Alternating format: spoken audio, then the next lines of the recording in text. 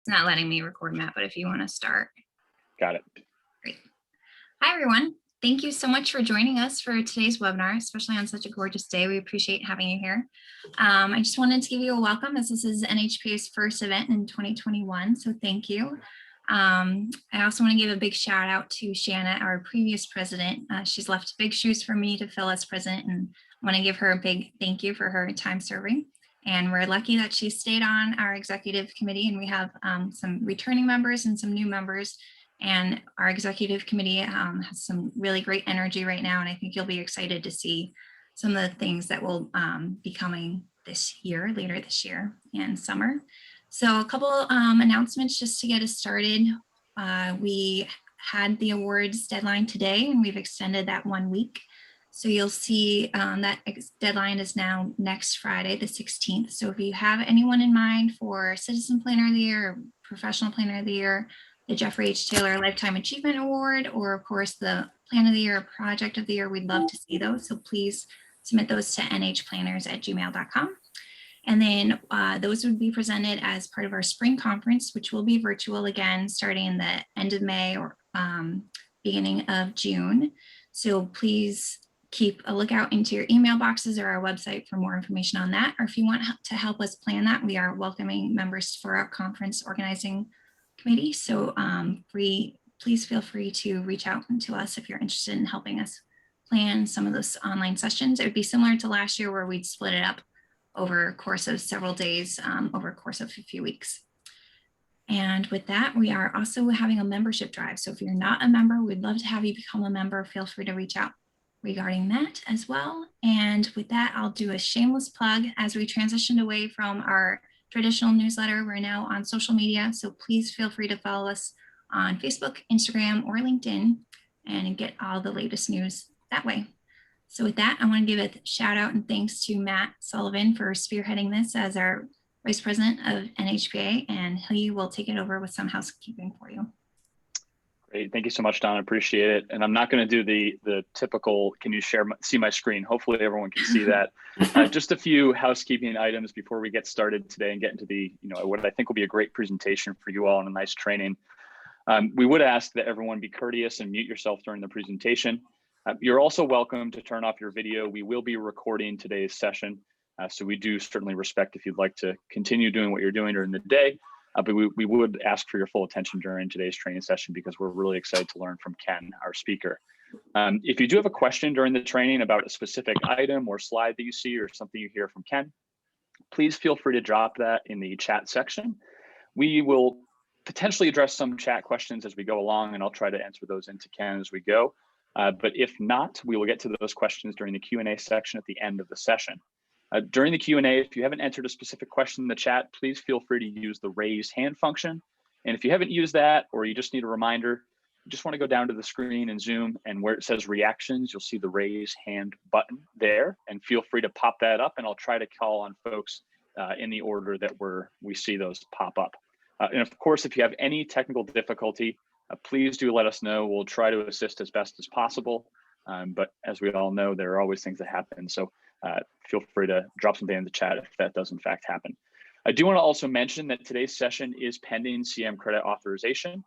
Kyle Pimentel, our professional development officer, is working on getting that process completed. But if you have a specific question about the credit status, please do feel free to reach out to him at kpimentel@strafford.org for more questions.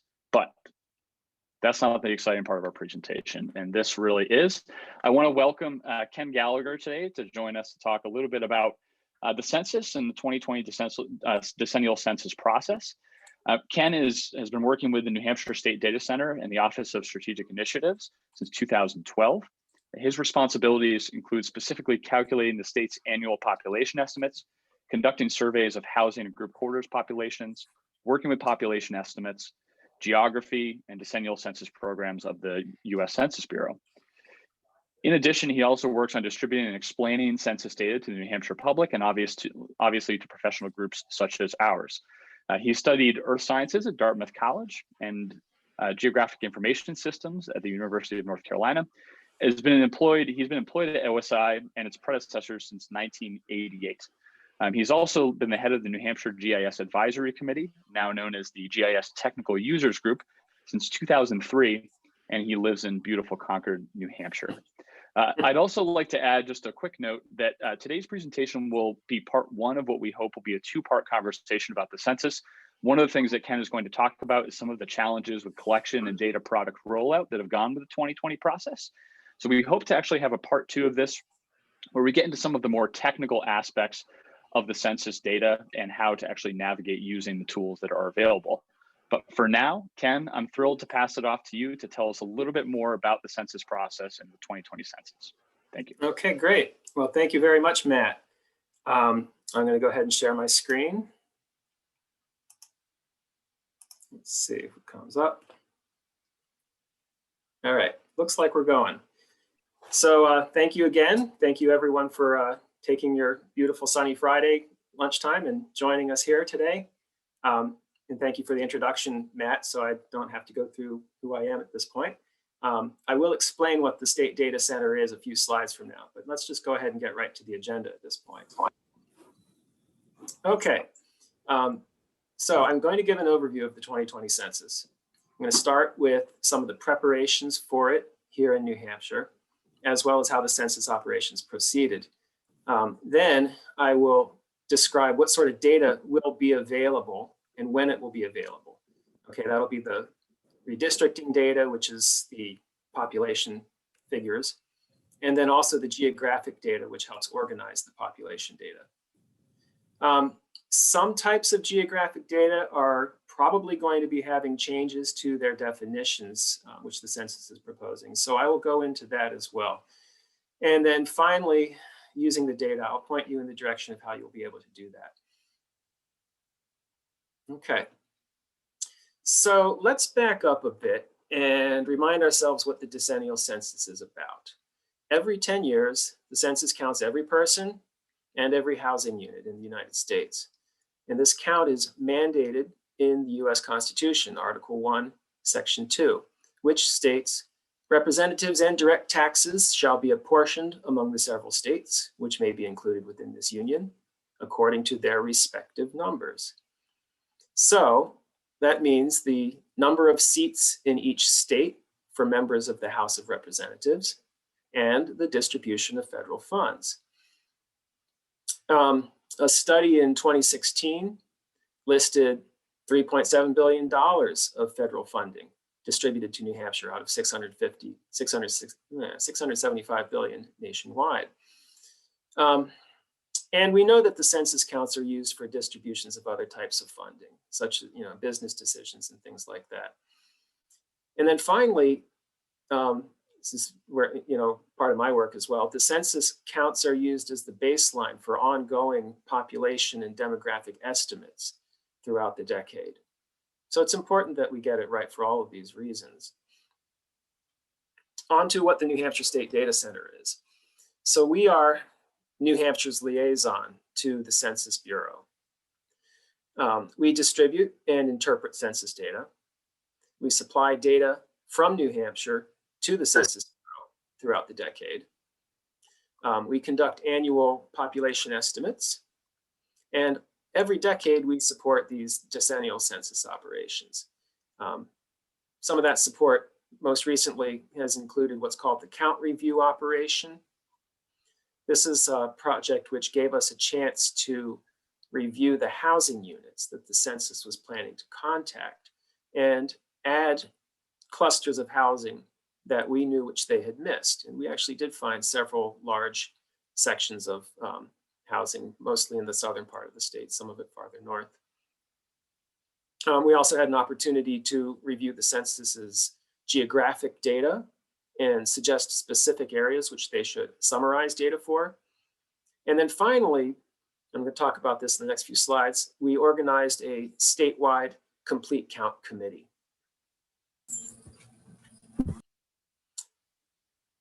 So like I said, we organized the statewide one, but there were actually several complete count committees active. There were local committees all over the state, including Berlin, Claremont, Derry, Manchester, Nashua, Rochester, Salem, all of Stratford County, town of Wilton. And then you'll notice the New Hampshire Library Association in there as well, which formed basically their own statewide committee because they had so many resources which they could share as well for promoting the census. The primary mission of our Complete Count Committee was to identify what we called hard to count communities in the state and to devise ways to reach out to those communities. And when I say communities, I don't just mean specific towns or things like that, but also groups of people who we thought were less likely to answer the census or who would need help and encouragement. And this may be because they had recently moved to the state or even to the country. Perhaps they had few people in their household who spoke English. Perhaps there was less internet accessibility, etc. So we came up with plans for direct assistance, signage, media interviews. And there was even a group of people in the Manchester area who sent out direct texts to people. And then we had this thing called a fire truck challenge. There's our photo of the fire truck challenge. This occurred between the city of Dover and the towns of Durham and Newmarket. And the whole goal was to see who would have the highest self-response rate by May 15th. So self-response means people sending the census their information directly. So whether that's online or by phone or using a paper form, meaning no census enumerator would then need to come to their door later on. In this case, the town managers of the two communities with lower self-response rates would have to wash a fire truck of the winning community. And there was a lot of trash talking going on. Which dirtiest road will we drive the fire truck down? Anyway, on May 15th, Dover won. They had the highest response rate. And if you go back to the previous slide, you can see Congressman Chris Pappas came to it. The city manager, blanking on his name, sorry. Anyway, the city manager and the two town managers were there. And then we also had a couple officials from the census, including the director of the Northeast region. You'll notice in the final results on the slide that in fact, Newmarket did pull ahead by the end of self-response, which was by the end of October. And you can see also the numbers in parentheses are the self-response rates in 2010. So Dover and Newmarket both increased theirs, Dover quite a bit. And then Durham, you'll notice, dropped. And that's entirely due to the closing of the UNH campus in March. So you'll see that the tract that had the UNH campus had a very low self-response rate, whereas other parts of the town had, 81.9%. So Durham was in a special situation because of the COVID situation. So let's go ahead and look at how we in New Hampshire did with self-response. And just to remember, the reason we're focusing on self-response so much and why it's critical to the success of the census is that it reduces the number of households that enumerators have to contact. And as we will see with the setbacks to the schedule caused by COVID, it was all the more important that we encourage as many people as possible to self-respond. So on this slide, you can see that New Hampshire's final self-response rate was 67.1%, which was almost identical to the nationwide rate. And it's an improvement over our self-response rate in 2010 at 64.4%. Let's look a little closer, start to zoom in a little bit on the state. Let's look at the county level, and you can see here that the highest self-response rates were in the south, tailed off to the west and to the north. Hillsborough County had the highest self-response rate, 75.1%. And Carroll County had the lowest, 40.4%. And you can see that a major factor in both of these cases was the percentage of people responding online. So internet access certainly had a major role in people's response, but that wasn't the only reason. The other major difference had to do with what type of housing was in each of the counties, especially if you look in places like Carroll County or the Lakes region or up in the mountains. In those areas, a much higher percentage of housing units are second homes or vacation homes, which means that there was nobody home in March when self-response started to answer the census in a significant portion of those units. Actually, if you look at occupancy data, nearly half the housing units in Carroll County were vacant at the 2010 census. And we've had subsequent American Community Survey estimates, which have shown that that pattern has continued. Now I'm going to get really detailed and look at the self-response rates among the towns. And you may notice right away that there's some white spots in the map. Those are actually the cities in the state. And in the particular visualization I was looking at, the census was just doing towns and not doing what they call places, which would be the cities. So you can see additional detail here. For instance, that there are higher rates in parts of the western part of the state, especially going up the west side, along the Connecticut River Valley. So we talked about the second home ownership and internet availability affecting the response rate. Other factors included towns with significant off-campus college student populations. And we also noticed that there was a slight correlation with income. Some of the towns with the highest self-response rates were also the towns with the highest family income. As for the college students, the event of having COVID threw things sort of into disarray, mainly because we know that college students are counted where they're living while attending college, but by mid-March, most of those campuses had closed and people had gone somewhere. And you might call it back home, but meaning back to their parents, for instance, or they might have gone somewhere else. The census made the decision that students who left campus because they were closed would continue to be counted in the community where they were living before the campus was closed. So for colleges with students living on campus in dormitories, the colleges would provide that information directly. But the biggest problem was finding the students who were living off campus.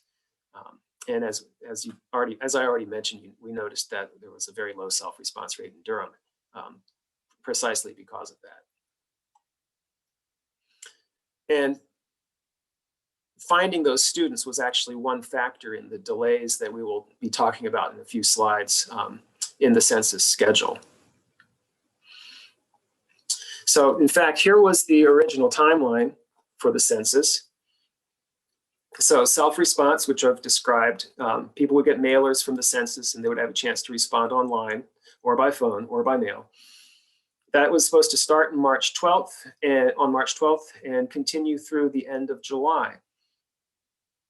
And just describing how they do this a little bit, there were a lot of components to the self-response operation. They would send out announcement cards, they would send out reminder cards.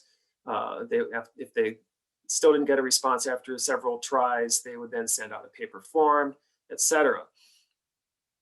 That was for the majority of households. There were some areas in the state, in the country, which are termed update leave.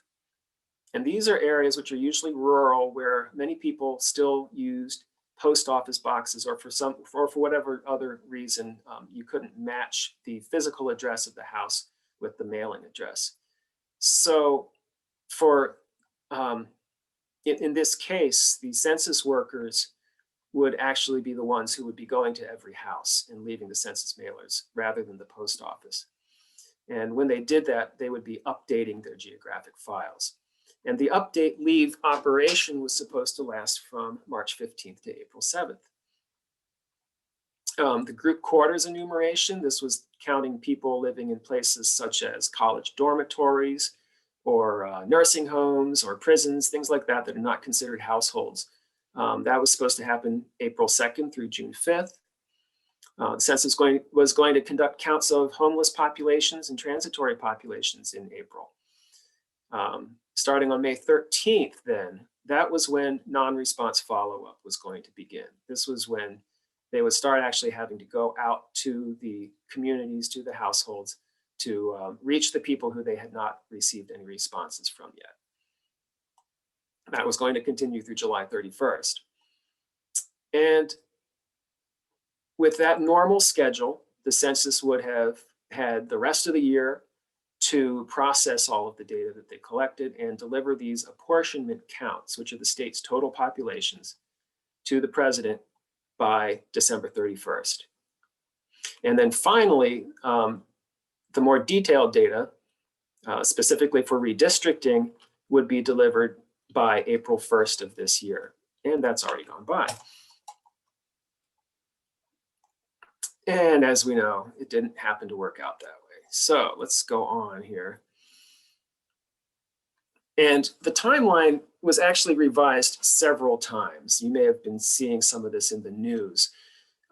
Ultimately, the self-response portion of the census was extended until October 15th. At one point, it was maybe October 1st. Another point, it might have been October 31st, but it wound up being October 15th. And that was also the date when the Census Bureau concluded their non-response follow-up.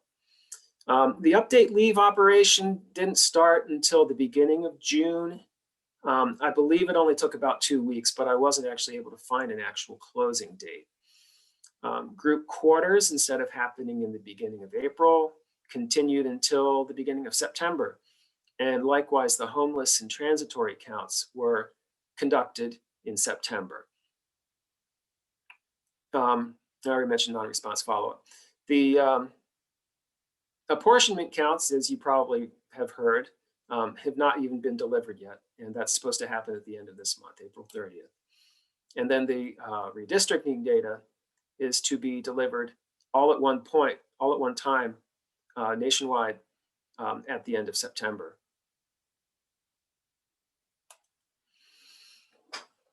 So yeah, otherwise I would have been talking about what's in the redistricting data, what the results were now. But instead, I will have to tell you more about just what's in the data and what you can look forward to. And as Matt already mentioned, we will have another session once the redistricting data is out, so we can talk about the data some more. Here is what's in the tables. And this is, of course, the information that every state will need to update their political district boundaries. And so the redistricting data comes out in 6 tables. The first will give race categories, white, Black, American Indian and Alaska Native, Asian, Native Hawaiian and Pacific Islander, and then a final category called some other race. The second table is ethnicity for Hispanic and Latino population, again, split out by race. The next 2 tables basically repeat the first 2 tables, but for the voting age population. And then the 5th one will give the population who are living in group quarters. And the 6th will give occupancy status of all the housing units.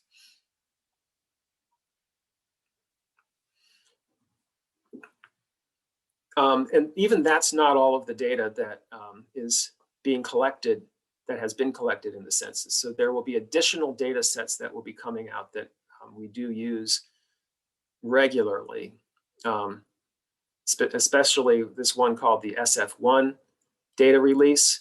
This breaks out the populations further, breaks it out into age groups, and it breaks it out by sex.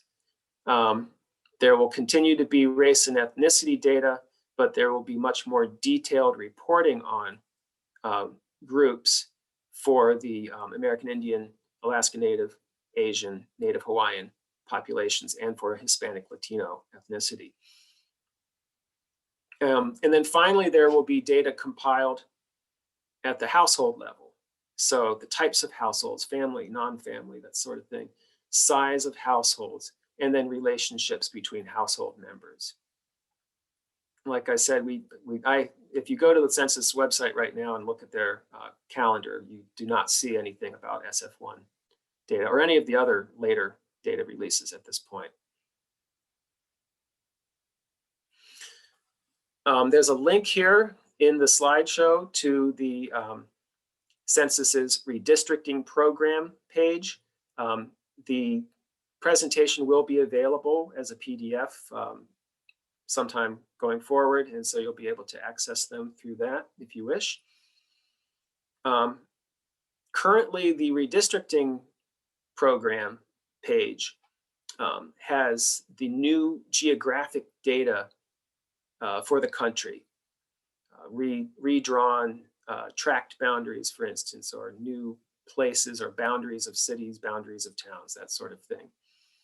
But this will also be the site where the redistricting population files will be available on September 30th.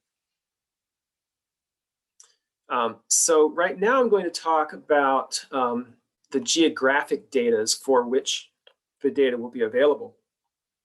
Because really, knowing what geographic areas you need to use is just as important in using the data effectively as the actual numbers are. So when the redistricting data comes out, it will be available in nested geographies. That you'll see the diagram here, starting with state, and then breaking up into counties. And within the counties, you will see the voting districts, either whole voting districts or partial. And then the county subdivisions, which are the towns and the cities in New Hampshire. And then what the census calls places. I will discuss this coming up. So in other words, either things that are places or areas that are not places. Then those will be broken up into census tracts, and then block groups, and then blocks. Okay. You will find when you work with the data that the more detailed the data is that you're seeking, the less geographic detail you will be able to select. For instance, if you go all the way down to the block level, you'll be able to access a simple population count, for instance, but maybe not much else. If you want to get, for example, race broken out by age group or broken out by income, you'll need to select a higher level of geography. Hopefully tract level, for instance, maybe county subdivision too, that would be good. Here's a diagram that the census has produced showing all of their, not even all, showing most of their geographic entities that and how they relate to one another. So first of all, take a look at the line in the middle, starting at nation at the top and going down to census blocks. That's basically how things, those are things that always nest inside one another, okay? But according to the way the census does it, counties nest inside states. Census tracts are always nest inside counties. They don't cross county lines. And then block groups are always just within specific tracts, and blocks are within just specific block groups. But there are other things on the sides which don't fall automatically into this nested hierarchy. So for instance, you'll see over here on the left side, congressional districts. We know that congressional districts can fall across county lines, for instance. And so therefore, in the redistricting data, you will see part of a congressional district. We're always very interested in county subdivisions because those are our towns and cities. Those also, they nest within counties, you'll notice, but you'll notice also that they do not line up with census tracts or even some block groups. Yeah, so what I've mentioned is that there will be what the census will call remainder areas for things that don't actually line up. So like I mentioned with congressional districts, it might be congressional district 1, it might be a remainder, that sort of thing. So I wanted to spend a slide talking about the more significant instances in New Hampshire where geographically things don't nest. Taking a look at tracts, you will see that they are actually drawn, basically tracts are drawn so that they always have about the same population, usually around 5,000, give or take a couple thousand. And so this means that some towns and most cities will have more than one tract. Manchester has 30 tracts, they're the most. On the other hand, if you go into the rural parts of the state, you will find tracts that comprise 3 or 4 towns or even more. So that's the first issue. You can't just line up tracts and towns in most of the state. Then the other thing is what places are. And in most of the country, it's pretty simple. Places are, first of all, incorporated communities, such as cities, towns, boroughs, villages, things like that. And then also unincorporated places that have a significant population. And those areas are called census designated places. Just to give an example, my mother lives in Eldersburg, Maryland. Eldersburg has a population over 30,000, but it has no municipal government. Everything's done at the county level there. So for the census purposes, Eldersburg is a census designated place. Here in New Hampshire, though, and anywhere in New England, for instance, towns are county subdivisions. We all know that. So that means the census doesn't count them as places. The only things that are counted as places in New Hampshire are cities, and that's why you saw those white holes in that one map that I gave of the self-responses. And then the other thing are census designated places, which they do have in New Hampshire. CDP might be the main village in the town. Henniker, for instance, has a CDP around its town center. Or it might be another place in the town. There's a CDP for Kentucky in Hopkinton. Now, because they're not nested, CDPs can cross town lines. There's a Suncook CDP, which is in both Pembroke and Allenstown, but of course only in parts of each of those 2 towns. There's at least one CDP in the state which actually even crosses county lines. There's a CDP called Tilton Northfield. And because if you look at the town centers of Tilton and Northfield, the only thing separating them is the Winnipesaukee River. And the census looks at them as being basically a single populated place. And so that's actually in both Tilton and Northfield and both Belknap and Merrimack counties. And censuses can also cross tract. Census designated places can also cross census tract boundaries. All right, here's a slide. I did some screenshots here of the Census Tiger Web site. If you haven't been to it, I recommend it. It gives you a really good sense of how the geography is laid out. Taking a look at this screenshot, first of all, you can see right away that Laconia and Belmont, Franklin, places like that, and Guilford, all have multiple tracts to start with. And then on the other hand, you can also see several towns that combine to form a single tract. So for instance, Wilmot, Danbury, and Hill are all a single tract, or also Andover and Salisbury together make a single tract. You can also see census designated places on this map. So some of them are town centers. You can see New London, Canaan, Bristol, New Hampton, Belmont, Meredith. Yep, those are all town centers. And notice a couple of them are on more than one tract, Meredith and Belmont, for instance. And then finally, you also see the Tilton Northfield CDP spanning town line and county line. I'm zooming in a little bit here a lot, that is, to show the how the tracts and the block groups and the blocks are organized. So this is the town of city of Franklin. Tract boundary goes right down through the middle of the city, down, I'm going to say Main Street, but that's probably not what it's called. And then you can see I've circled the tract numbers in purple over on the left. And then you can also see where I've circled the block groups in each of the tracts. They generally have, each tract generally has 4 or 5 block groups. So that's kind of what you need to know on how the main organization of the geographic entities, the most common geographic entities that the census will release data for. But there are quite a few others as well. I'm not even going to talk about school districts, for instance, and they do release data by congressional district, that sort of thing, or by legislative districts. Those are all some of many of the other types that are available.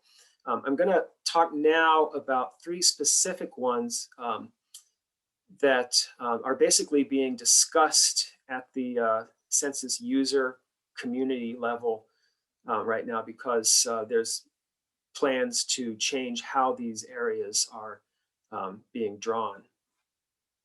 So the 3 I'm going to talk about are what you see here: the core-based statistical areas, things that are called PUMAs, and urban areas. So I'll start with core-based statistical areas. And then these are your metropolitan statistical areas and your micropolitan areas. These are defined as centering on a core city and then include surrounding areas that are economically connected to that core. For a metropolitan area, the core city must have a population of 50,000 or greater, while for micropolitan areas, the core city must have a population of 10,000 to 49,999. And these areas boundaries always follow county boundaries. Whole counties are parts of these areas.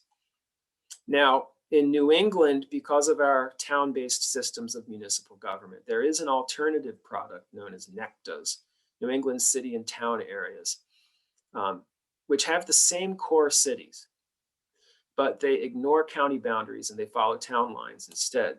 So, for instance, Hooksett, which is in Merrimack County, can be part of the Manchester NECTA, but is not part of the Manchester metropolitan area.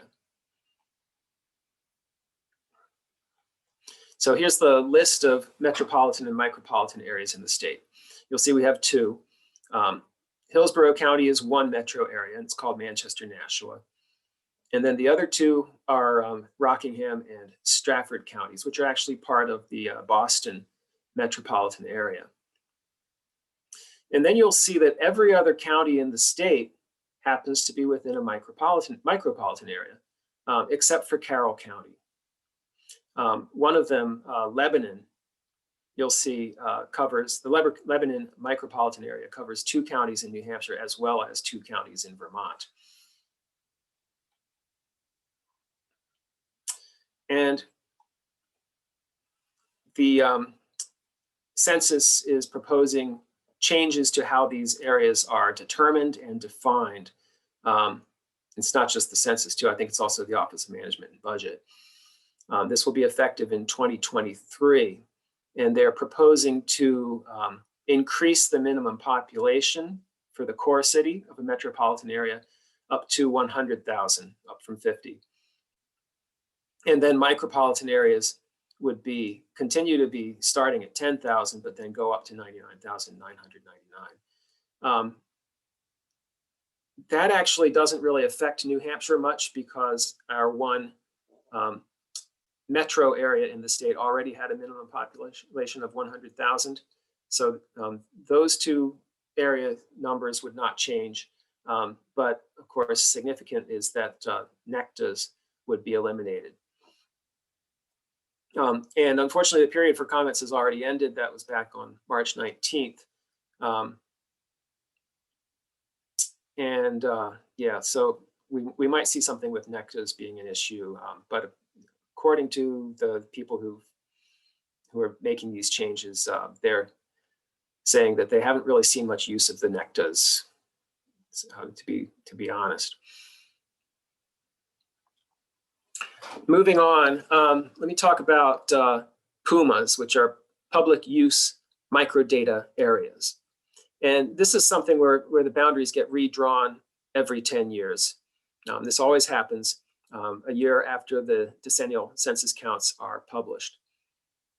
And these are areas that are used to look at the census's public use microdata sample data, which is used with the American Community Survey.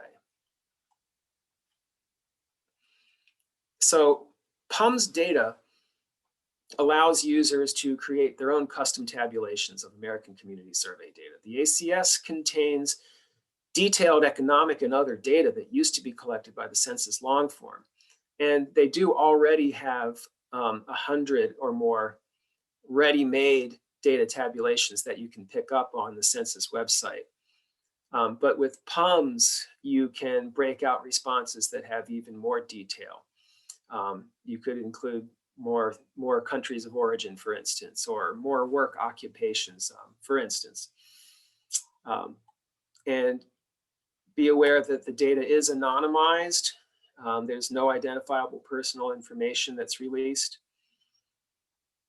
And this PUMS data is only available at fairly high levels, so national and state, and then this PUMA level. So let's go ahead and look at what these PUMAs are. Here are the rules.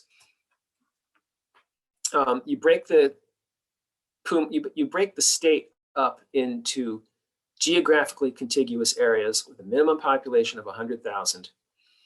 So they don't cross state boundaries, as I said. And they're built on census tracts. So they do nest. Census tracts will nest inside PUMAs. And I hope you can see this screen. The line works a little fine, but this is going back to Tiger. And these are the PUMA boundaries that were drawn after the 2010 census. And they're these medium weight blue lines that you can see on the map. Sometimes they line up with the county boundaries and sometimes they don't. So you can see that there's a single PUMA that combines Sullivan and Cheshire counties.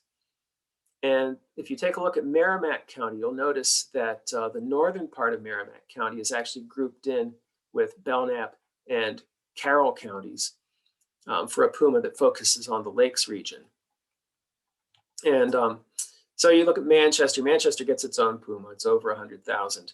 And then there's also this, looks like a donut PUMA that goes almost the entire way around the city. It enters 3 different counties. And that happens to follow what were the boundaries of the Southern New Hampshire Planning Commission back in 2010. I don't think it quite matches now. Sometimes they do follow Regional Planning Commission boundaries, but not always. So here are the proposed changes for 2020. First, there must be at least 10,000 persons in each county that is part of a PUMA. So if we go back here, you might not, I don't know, Hooksett might still be over 10,000. So you might still be able to get Hooksett in this donut Manchester suburban, essentially, PUMA. But anyway, you have to have at least 10,000 persons in each county to be part of a PUMA.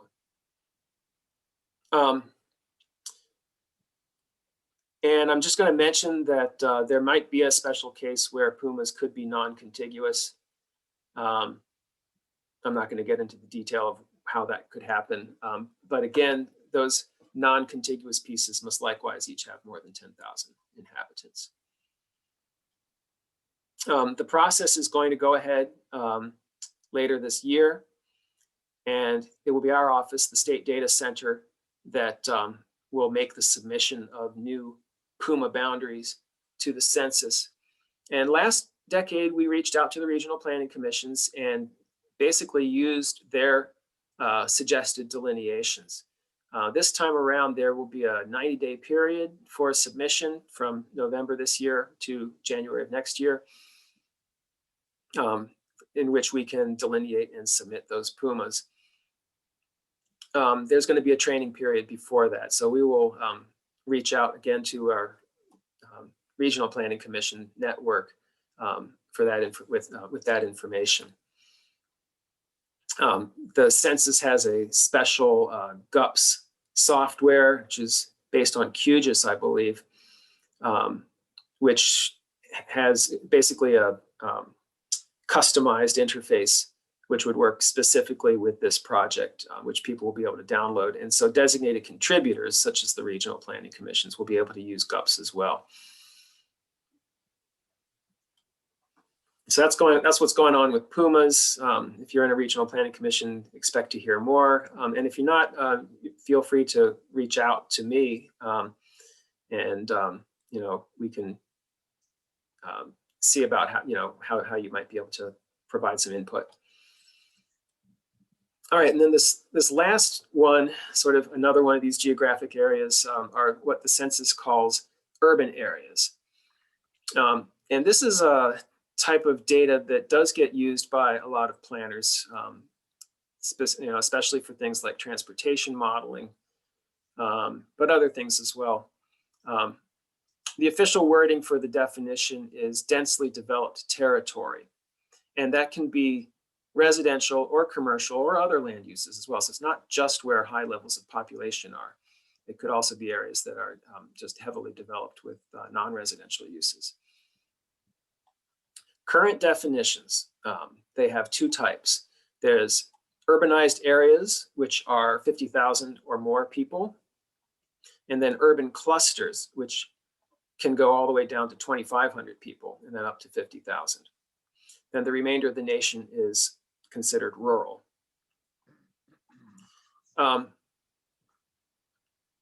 Following the census, when the numbers get released, there will be, again, a proposed period where the urban areas will be redelineated. And this will rely on not just population, but like I said, also on land use and land cover data. Here are the most important of the proposed changes for the 2020 census. First of all, they're going to start using a housing unit density threshold rather than a population density threshold. This allows them to do areas that have, for instance, a large number of vacant units. So the thresholds will be 385 units per square mile, and they can be occupied or vacant, and rather than the previous threshold, which was 1,000 persons per square mile. So that's how you can delineate them, but also just the minimum threshold for which they can be calculated. They're going to increase the minimum threshold. It's no longer going to be 2,500 people.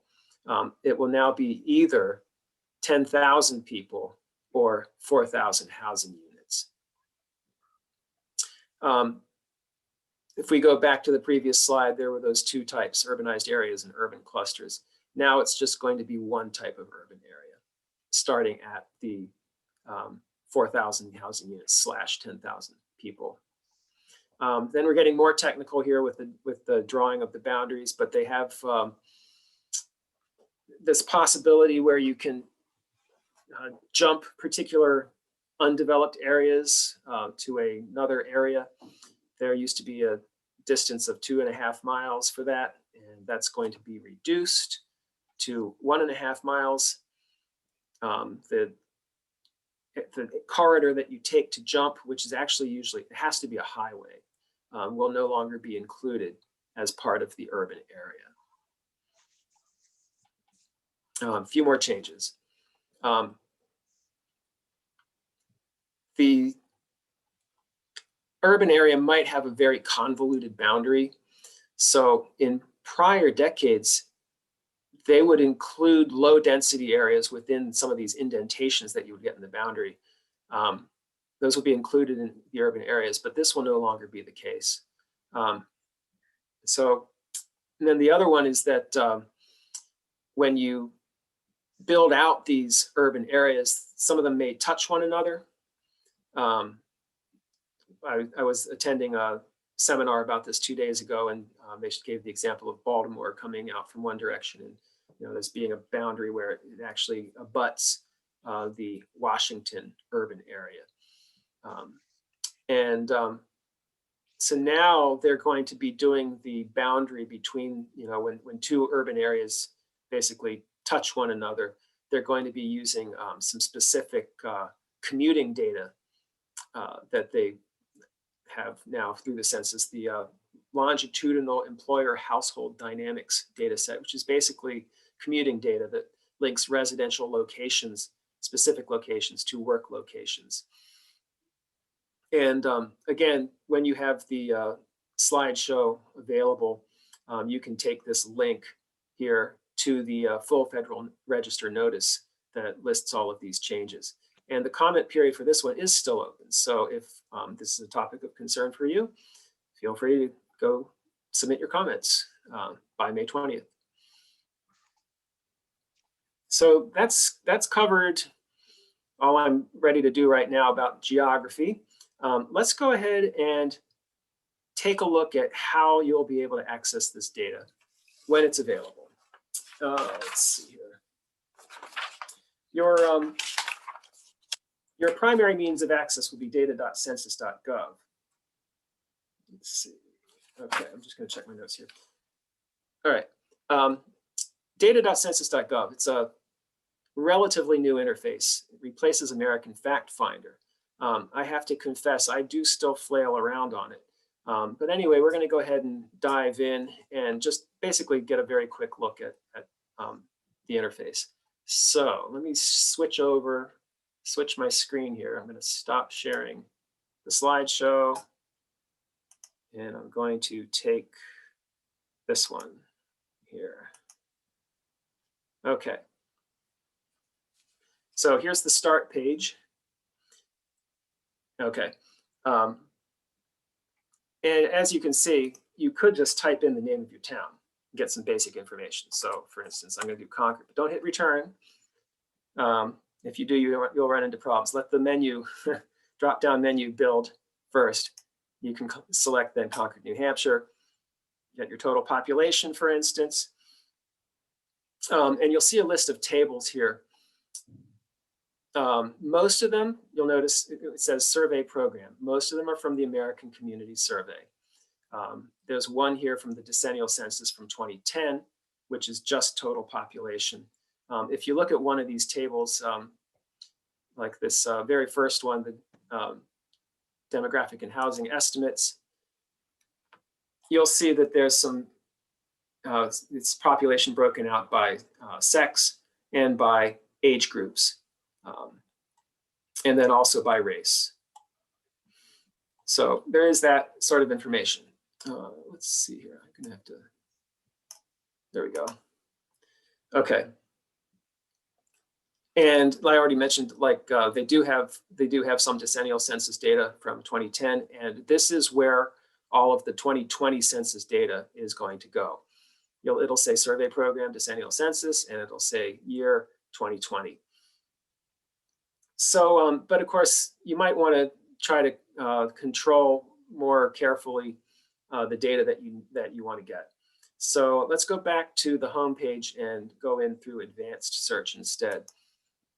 First thing I'm going to do is I'm going to clear out the last search that I did, and I do have to refresh the page, which I sometimes have forgotten to do in the past. All right, so let's click on advanced search. And now you can see these browse filters over here on the left. You can use any of these. I always start with geography. Earlier on in this presentation, I talked about the number of vacant housing units in Carroll County compared to the rest of the state, for instance. So let's look at that. Let's do that query right now. Let's look at geography. We'll pick counties, and we want to know what state. So we'll pick New Hampshire, and let's just select all counties in New Hampshire. And the search term is now down here at the bottom of the screen. Let's try some other things that we'll want to, some other filters. Let's do topics, and we want to look at housing, okay? And then for this one, let's look at housing units specifically. That's a filter. And then finally, if you click on surveys, you can get so many of the different things that the census does. They're grayed out if they're not available. They do have a lot of American Community Survey data on here. It's alphabetized, so you can go down here to this DEC, which is the decennial census data. So for instance, here's decennial summary file 1. So let's select that. So we've got 3 filters now. And so we'll go ahead and click search, and it'll give us the tables that meet those 3 criteria. Here we go. We got housing units, urban, rural, occupancy status. All right, let's look at occupancy status. And you'll get used to these spinning circles if you haven't already been using data.census.gov. The display is a little strange when it first comes out. I don't know why Hillsborough comes first and then Coos comes second, for instance. It's not alphabetical, it's not by population. I don't know why it's that particular order. But here you are, you've got the occupied and you've got the vacant. So you see Hillsborough just has 10,000 vacant units out of 166,000. If we go over to Carroll County, they're nearly identical. So that's just a real quick look. You can download any of these tables that you get. You then get to, you'll have to reselect the box, occupancy status, and then you can hit download selected, and it'll come as automatically as a CSV. So it does take a little while to, to find the data that you're looking for sometimes. So I just recommend hitting refresh as often as you can. Also, just note the table numbers, for instance. So this was 2010, table H3. If you then come back later on, you can then search by just table H3 and you'll go right to it. I think that's all I wanted to show you at this point about using data.census.gov. If you haven't used it already, go ahead, take a look. Especially good for, as I say right now, for the American Community Survey data. But the 2020 census data will be out in it too. Okay, I'm going to go back to the other slide, back to the slideshow. And let's see if this works. All right, it says that's sharing, so do that. Okay. Just a couple slides, and then I will be ready to take your questions. Basically want to talk about just some resources that are available to anybody who want to be able to use this data. I'll bring to your attention Census Academy. This is relatively new. There are several ways within it that you can get info. They do have workshops available in webinar format. They do also have self-paced courses that you can take. And then they also have this thing called Data Gems, which is these videos you see over here on the right. Each one of them is, they're all very short, and each one of them will highlight one specific tool or technique that you can use. So go try that out if you haven't already. Another thing that's coming up this spring are these things called Census Data Summits. The first one actually happened yesterday. These are webinars that are geared toward data users who are not professional demographers. And this slide just shows a list of some of the topics. The first one yesterday was called Census Bureau Data for Everyone. So that's clearly the most introductory level information. It's concerning to me because basically they made it available nationwide. And so registration filled up, which was just 1,000 registrants in just a few days. So still waiting to see what the finalized schedule is. I think I just got an email this morning, which might have something in it. And we are hoping that there will be multiple presentations available for each of these topics.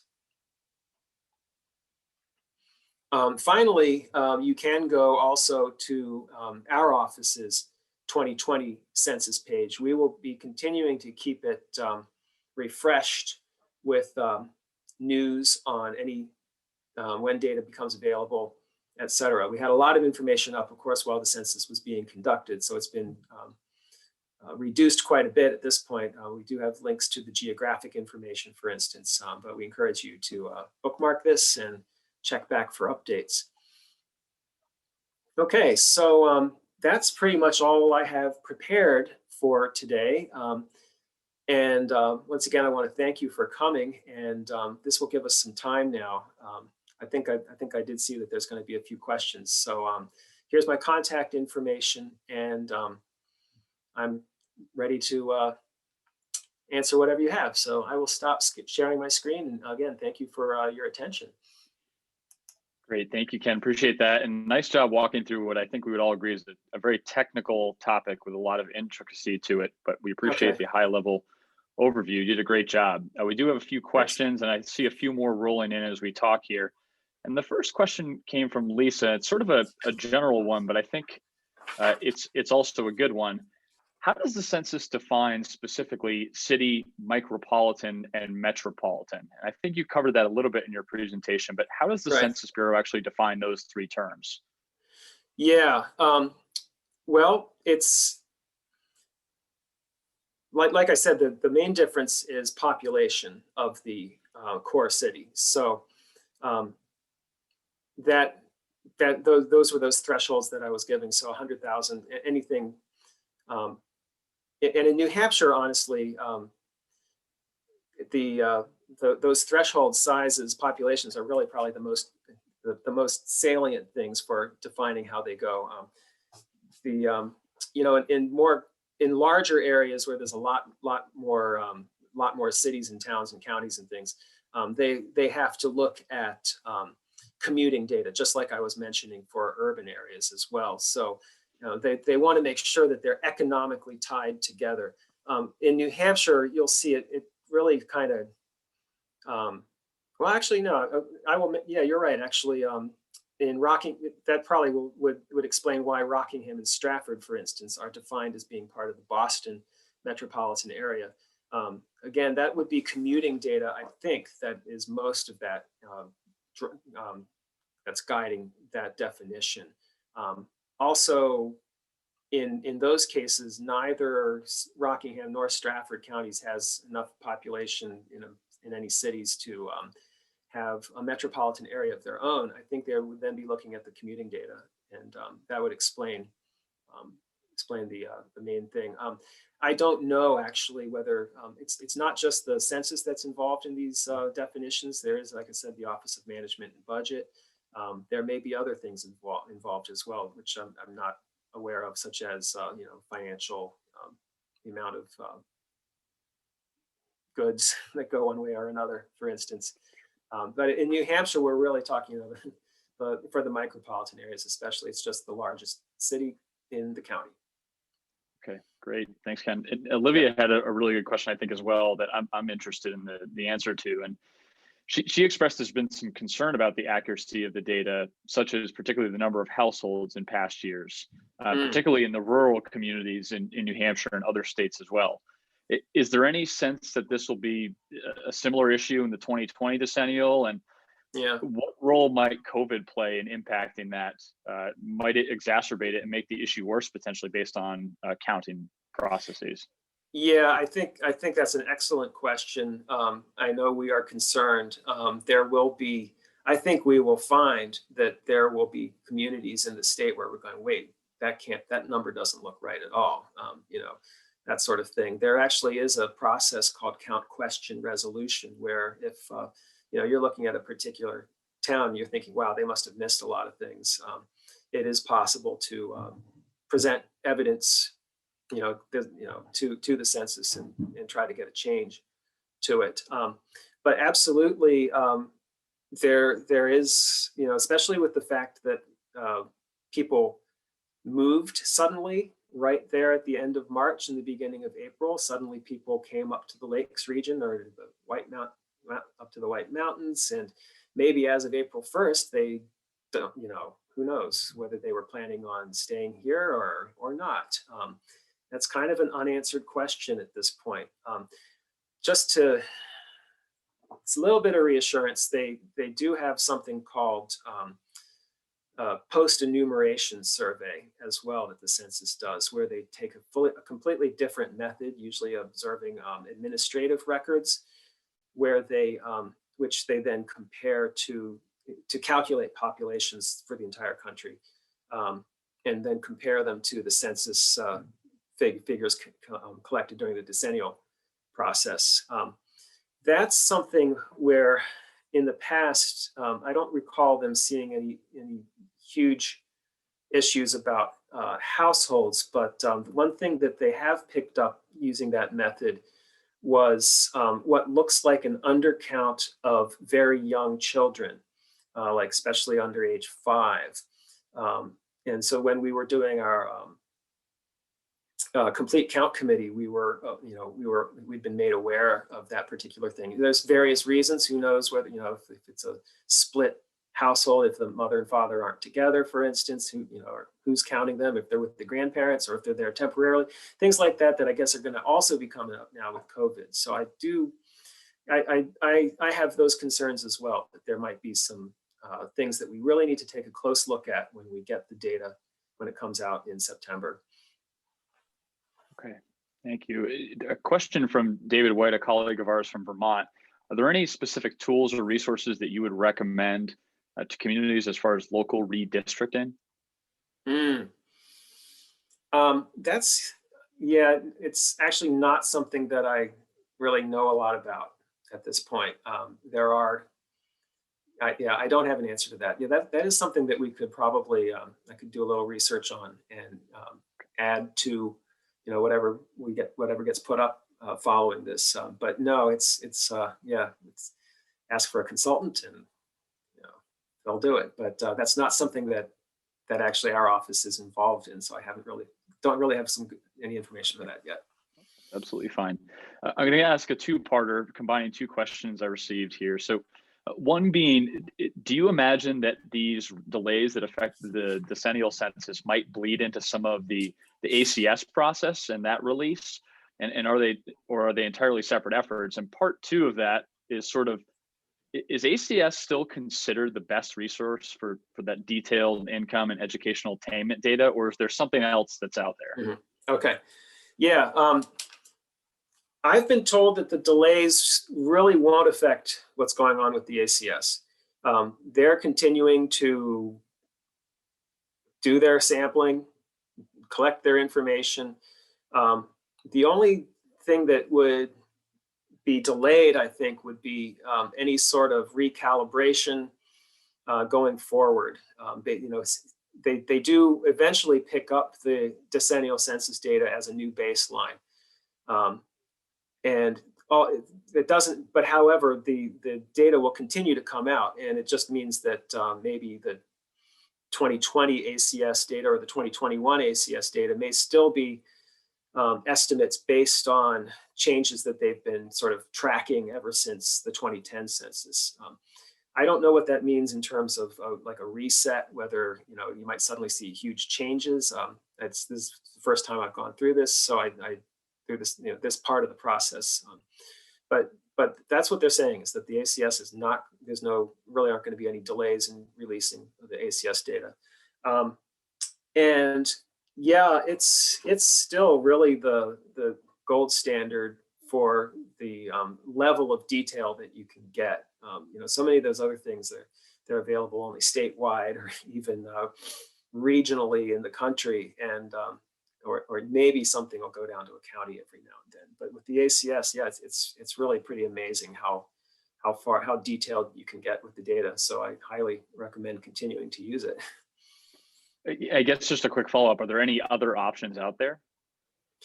Well, the other things that you look at, and I'm not going to be able to list them off the top of my head, but every time I do, whether it's the economic data or labor market data or things like that, it's frequently at the state level. It's very hard to find data, at least from the other census programs that come down to the county level, let alone other ones as well. So, but of course, the improvement, the reason to look at things like that is simply that they do have higher levels of resolution in terms of the topics that they cover. Okay. Kind of an interesting question here. I don't know the answer to this. Continuing care retirement communities, CCRCs, Okay. which, in some cases might include separate housing units and also sort of some group living quarters. Yes. Are those treated comprehensively as group quarters in the sense of the count, or is it a mix of counting based on the type of housing unit? Yeah, it's a mix. Okay. So the independent living is counted as households, housing units.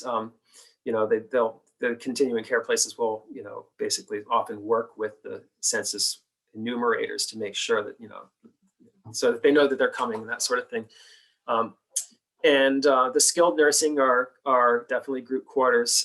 The part that is a little harder to keep track of is assisted living. And I think it really gets down to specifically how each particular unit, community is defining their assisted living. So they'll look for things like presence of kitchens or separate egress, that sort of thing, as to whether that's considered independent living or households, or whether that's part of group quarters. Okay. I just want to remind everyone, if you have any nagging questions for Ken, please do leave them in the chat section or feel free to raise your hand. Ken, I have one unfair question. Okay. Mentioning the urbanized areas, and I know that data is, those data are anticipated. Yes. Do we have any sense in New Hampshire, though, of based on the changing criteria, how the existing UAs might change, particularly along sort of the Capital Corridor area and in other sections of the state? Yeah, I haven't run anything at this point yet to look at how that would go. We're talking about not include, there's going to be a higher, basically the main issue is going to be the higher level of the minimum population threshold or housing unit threshold. So we will probably drop a few areas, out at the fringes. But yeah, that's something I think I know the regional planning commissions are very interested in what that will mean. I think you're going to see some contraction, in areas with the smallest populations. That'll probably happen. Okay, great. Any last questions from anyone? Please feel free to jump in. You can even unmute yourself. That is okay. You're welcome to do that. But if not, I just want to, Ken, I want to thank you. I want to thank Don. I want to thank Shanna, the ones who put together this presentation today. Obviously, we do hope this is part 1 of 2, and we'll make all of these presentation resources available to our membership. And for any who would like to share, we'll share the recording via YouTube. I just want to leave us with a few parting thoughts. I don't want to keep you from what I can see is an absolutely beautiful day out there today. But just a few things going on with NHPA that Donna had mentioned at the beginning of our presentation. We have extended the NHPA annual awards deadline up until Friday of next week. So if you have any folks that you might want to submit for an award or a specific project or plan of the year, please do feel free to do that via the nhplanners@gmail.com email address. We're getting a little more active with our social media, which we're very excited about on Facebook, Instagram, and LinkedIn. So please do feel free to give us a follow, even a mention, and hopefully we'll be doing some more engagement at that level. We are going to be releasing details about the spring conference at some point in the coming weeks here, and we're really excited about that, although it will be still a virtual format. Hopefully we'll have a chance to engage in person at some point in the next year. Additionally, I do want to do a plug for 2 NHPA items, the Northern New England chapter. One is that there is a call for sessions, and that is due on April 23rd. So if you have any ideas for the NHPA annual conference, please feel free to send those along. And if you haven't received the invitation, we're happy to send that along if you'd like to contact us directly. And lastly, if you aren't on the NHPA listserv, please do join that. And again, if you have any questions about how to actually get access to the listserv, we'd be happy to share that with you, and please contact us directly. But lastly, thank you so much for being here. We really appreciate your participation, and we look forward to chatting with you soon. Have a great weekend. Thanks so much, everyone.